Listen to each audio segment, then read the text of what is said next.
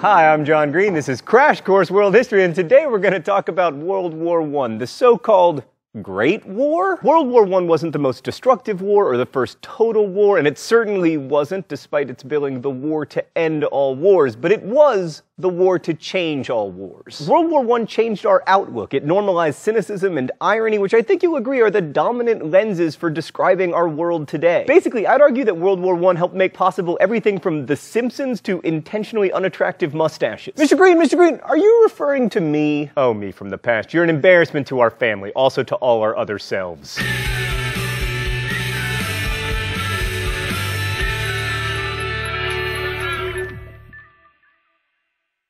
Most people think of World War I as a tragedy because it didn't need to happen and it didn't accomplish much except for creating social and economic conditions that made World War II possible. So when we're talking about causes of the war, inevitably we're also assigning blame. The immediate cause was, of course, the assassination in Sarajevo of the Austrian Archduke Franz Ferdinand on June 28, 1914 by a Bosnian Serb nationalist named Gavrilo Princip. Quick aside, it's worth noting that the first big war of the 20th century began with an act of terrorism. So Franz Ferdinand wasn't particularly well liked by his uncle, the Emperor Franz Joseph. Now that is a mustache. But even so, the assassination led Austria to issue an ultimatum to Serbia, whereupon Serbia accepted some, but not all, of Austria's demands, leading Austria to declare war against Serbia. And then Russia, due to its alliance with the Serbs, mobilized its army. Germany, because it had an alliance with Austria, told Russia to stop mobilizing, which Russia failed to do, so then Germany mobilized its own army, declared war on Russia, cemented an alliance with the Ottomans, and then declared war on France because, you know,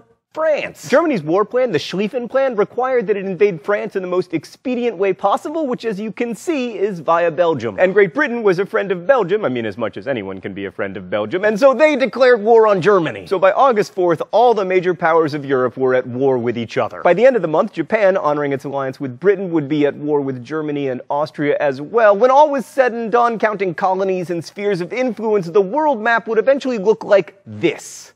You'll never guess who wins. So there were many opportunities not to mobilize and declare war, none of which were taken. Some blamed the web of alliances itself, which is what Woodrow Wilson wanted to fix with the League of Nations. Some blame Russia, the first big country to mobilize. Some blame Germany for the inflexibility of the Schlieffen Plan. Leninists claim the war grew out of imperialism and was fueled by capitalist rivalries. And others claim it was a war between Germany's radical modernism and Britain's traditional conservatism. But if I had to assign blame, I'd go with the alliance system and the cultural belief that war was, in general, good for nations.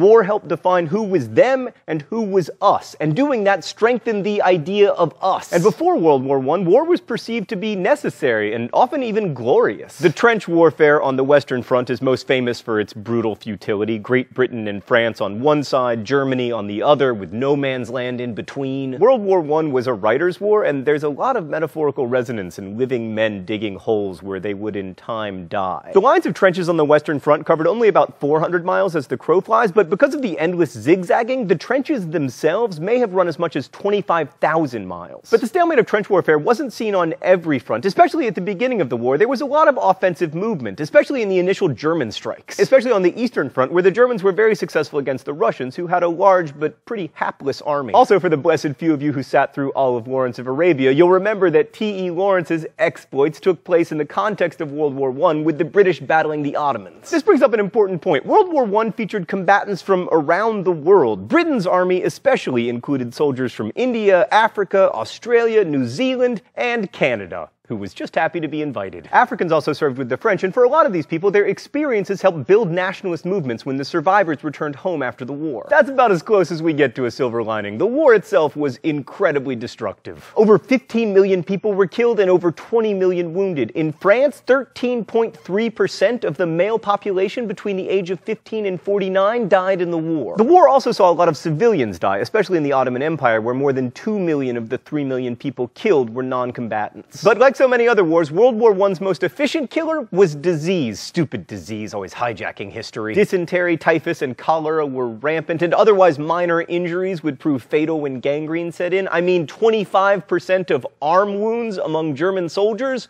were fatal. And that's not even to mention the famous influenza epidemic that broke out toward the end of the war, which killed more than 3 times as many people as the war itself. The main reason the war was so deadly was the combination of new technology and outdated tactics. While we may think about tanks, airplanes, and poison gas, all of which made their debut in the First World War, the 2 most devastating technologies were American: machine guns and barbed wire. Attempting to march in lines toward an enemy's trench, soldiers of both sides were mowed down by machine gun fire. According to one German machine gunner at the Battle of Somme in 1916, the British officers went in front. I noticed one of them walking calmly, carrying a walking stick. When we started firing, we just had to load and reload. They went down in their hundreds. You didn't have to aim. We just fired into them. At the Somme, the British lost 60,000 men in the first day of fighting. Remember the old colonialist verse, whatever happens, we have got the Maxim gun and they have not? Yeah, well, now everybody had machine guns. One of the things we try to remember here at Crash Course is that people both make history and are made by it. World War I brings this fact into stark relief because we know so much about the soldiers who fought in it, and how they wrote about the war really changed our relationship with systemic violence. For most soldiers, there was nothing glamorous or heroic about this war. For the British, for example, the trenches were two things above all: wet and smelly. The dampness came from the fact that the British trenches were in the wettest part of Flanders. The smell was mainly decomposing flesh.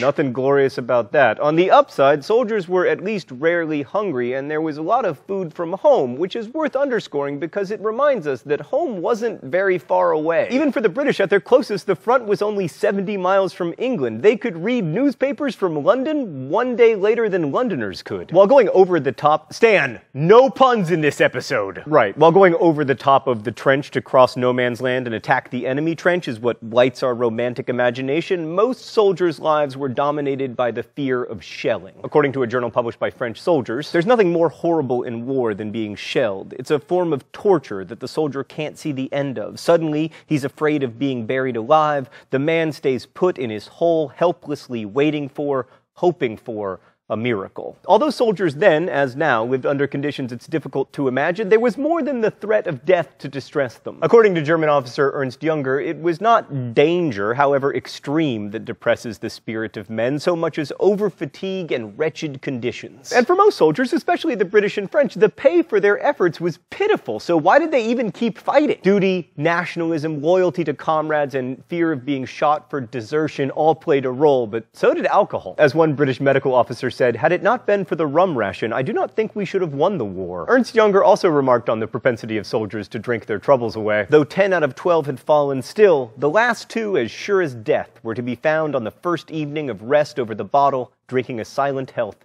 to their dead companions. Oh, it's time for the open letter? Whew! An open letter to alcohol. I wonder what's in today's secret compartment. Oh! Shocking! It's a golf club. And an actual disco golf ball made by a Crash Course fan. Dear alcohol. Oh, that's... Like disease, you've been a key figure in human history, despite not actually being a person. And for millennia, you've played an important role in war, often helping soldiers do their duty, often distracting them from it. But here's the thing, alcohol. In my experience, which is extensive, if you need to be drunk to do something, you should maybe not do the thing. Unless, of course, the thing is golf. Best wishes, John Green. So what did we take away from the so-called Great War? Well, not much. Let's go to the thought bubble. The Treaty of Versailles, which ended World War I, fixed the blame for the war on Germany, which proved ruinous to the German economy and destructive to its political institutions, and unless you're really nostalgic for totalitarian communism, you've got to say that World War I was also a disaster for Russia, because it facilitated the rise of the Bolsheviks. The Russian Revolution had two phases. In the first phase, called the February Revolution, because get this, it occurred in February, army mutinies and civil unrest forced the overthrow of the Romanov dynasty, which had been in power in Russia since, like, forever, to use a proper historian term. The monarchy was replaced by a provisional government led eventually by Alexander Kerensky, who made the terrible decision to keep Russia in the war, which led to the October Revolution, so-called because it happened in October, in which Vladimir Lenin and his Bolsheviks took over, famously promising the Russian people peace, bread, and land. To which the Russian people responded, "Hey, you just named 3 of our favorite things." Lenin's first big achievement was signing a separate peace with Germany and getting Russia out of the war, which was helpful to him since he needed to fight a civil war that wouldn't end until 1922. This might have helped Germany too, except the US entered the war on the side of the British and the French, which led to another outcome of the war: increased geopolitical influence for the US. The US was already becoming a major economic power, and being able to avoid the destruction and loss of manpower associated with World War I certainly really didn't hurt. The war helped catapult the US from being a debtor nation to a creditor one, and Wilson's leading role in negotiations at Versailles, even though he didn't actually get what he wanted, made America a big player on the world stage for the first time. Thanks, Thought Bubble. So just so we don't get completely Eurocentric, another major outcome of the war was the end of the Ottoman Empire and the emergence of the nation-state of Turkey. The rest of the world saw some change too, but not much for the better. In Africa, Britain took Germany's colonies, and even though Indians fought and died in a higher percentage than Americans in World War I, India didn't gain any real autonomy. All these terrible outcomes led to a general sense of disappointment in literary circles, and this feeling of pointlessness and cynicism was expressed by the writers of the Lost generation. It was a war full of loss. Millions of people were lost, traditional ideas of war's nobility and heroism were lost as well. I mean, what is heroism when you're just sitting in a trench waiting to be blown up? And after World War I, war might be necessary, but it would never again be glorious. We see this shift in the writing and art that emerged from the Great War as artists transitioned from Romanticism to modernism. Think of Hemingway's The Sun Also Rises, which is about a man rendered not noble but impotent by war. The dark, cruel irony there that you go to war to become a man and then war takes away the organ often called your manhood, that defined Hemingway's worldview. And it also defines ours. Thanks for watching. I'll see you next week. Crash Course is produced and directed by Stan Muller. Our script supervisor is Meredith Danko. Our associate producer is Danica Johnson. The show is written by my high school history teacher Raoul Meyer and myself, and our graphics team is Thought Bubble. Last week's phrase of the week was "Unless you are the Mongols." We brought it back for you. If you'd like to suggest future phrases of the week or guess at this week's, you can do so in comments, where you can also ask questions about today's video that will be answered by our team of historians. Thanks for watching Crash Course, and as we say in my hometown, don't forget to be awesome.